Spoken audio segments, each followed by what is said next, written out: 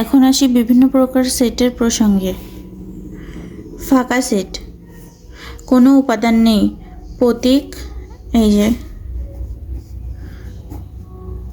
এটা দ্বারা ফাঁকা সেট বোঝানো হয়। সসীম সেট, উপাদান সংখ্যা গণনা করা যায়, যেমন 12 এর গুণনীয়ক।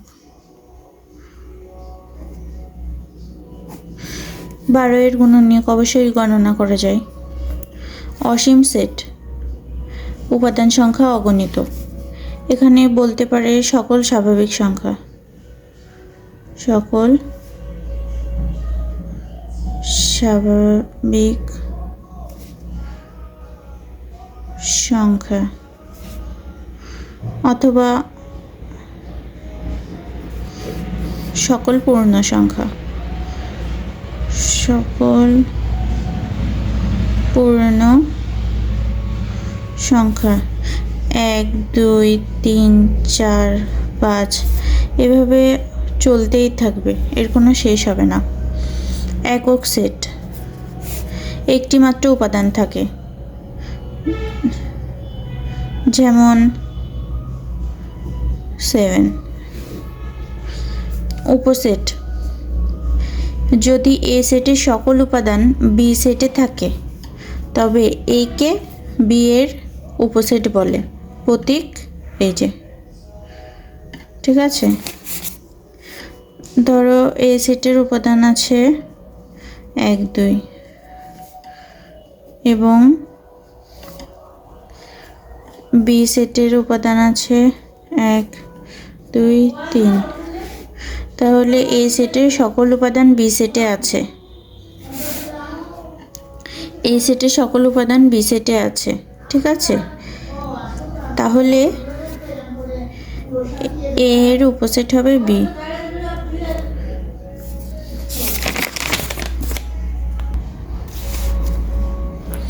প্রকৃত উপসেট, প্রপার সাবসেট, যদি একটি সেট এ এর সকল উপাদান অন্য একটি সেট বিতে থাকে কিন্তু বি সেটের সকল উপাদান যদি এ সেটে না থাকে তবে এ সেটকে বি সেটের প্রকৃত উপসেট বলে। যেমন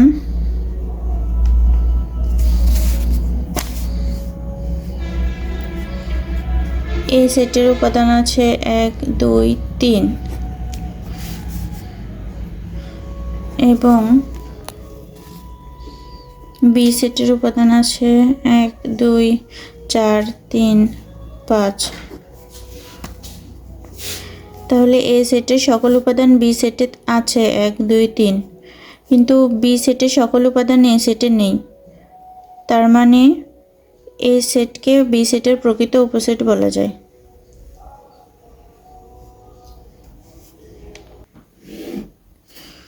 সমান সেট, দুটি সেটের উপাদানগুলো একই হলে, যেমন এ সেটে আছে 1 2 3 এবং বি সেটে আছে 2 1 3, তাহলে উপাদানগুলো একই, এটা হবে সমান সেট। সমতুল্য সেট, দুটি সেটের উপাদান সংখ্যা সমান কিন্তু উপাদানগুলো ভিন্ন, যেমন এ সেটে আছে এ বি সি এবং বি সেটে আছে 1 2 3, তাহলে দুটি সেটের উপাদান সংখ্যা সমান। উপাদান সংখ্যা এখানে কয়টা আছে? 3টা আছে, বি সেটেও 3টা আছে, কিন্তু উপাদানগুলো ভিন্ন। এই যে দেখো, এ সেটের উপাদানগুলোও ভিন্ন, বি সেটের উপাদানগুলোও ভিন্ন।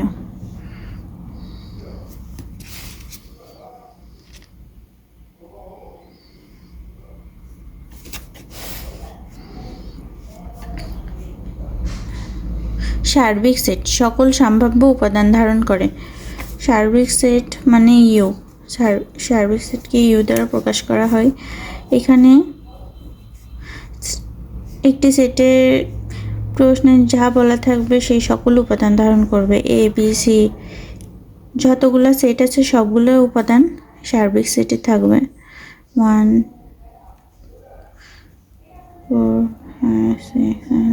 এইরকম। এখানে 3 আগে চলে এসেছে, 2 হবে।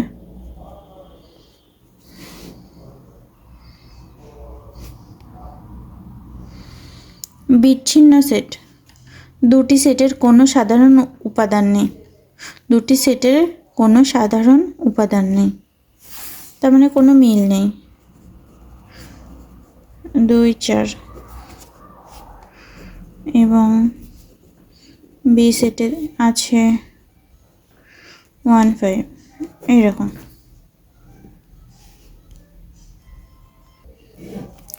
ডাল সেট, যে সেটের সকল উপাদান একই থাকে তাকে ডাল সেট বলে। যেমন A1 এ, তার মানে সকল উপাদানই একই, এ হবে, A1 A2 A3, তার মানে একেই বোঝাবে, তার মানে উপাদান সংখ্যা একটিই হবে। অধিসেট, যদি যে কোনো একটি সেট এ বি সেটের প্রকৃত উপসেট হয় তবে বি সেটকে এ সেটের অধিসেট বলে। এক্সাম্পল, এ সেটে আছে 1 2 4, বি সেটে আছে 1 2 4 5 7 হলে বি সেটটি এ সেটের অধিসেট। বি সেটটি এ সেটের অধিসেট। আমি আরও একবার বলছি, যদি যে কোনো একটি সেট এ বি সেটের প্রকৃত উপসেট হয় তবে যে কোনো একটি সেট এ, ঠিক আছে, বি সেটের প্রকৃত উপসেট হয় তবে বি সেটকে এ সেটের অধিসেট বলে। ধরো যে কোনো একটি সেট এ এবং বি সেটের প্রকৃত উপসেট হয়,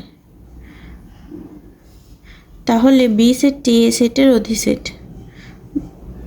তুমি মনে করো যে বি সেটে অনেক উপাদান আছে, সেই জন্য অধিসেট বলে। অধি মানে অধিক, একটা টেকনিক, এভাবে সহজে মনে রাখা যায়। আমরা প্রকৃত উপসেট মানে কি এটা এর আগে জেনেছি। এই যে, যদি একটি সেট এ এর সকল উপাদান অন্য একটি সেট বিতে থাকে কিন্তু বি সেটের সকল উপাদান যদি এ সেটে না থাকে তবে এ সেটকে বি সেটের প্রকৃত উপসেট বলে।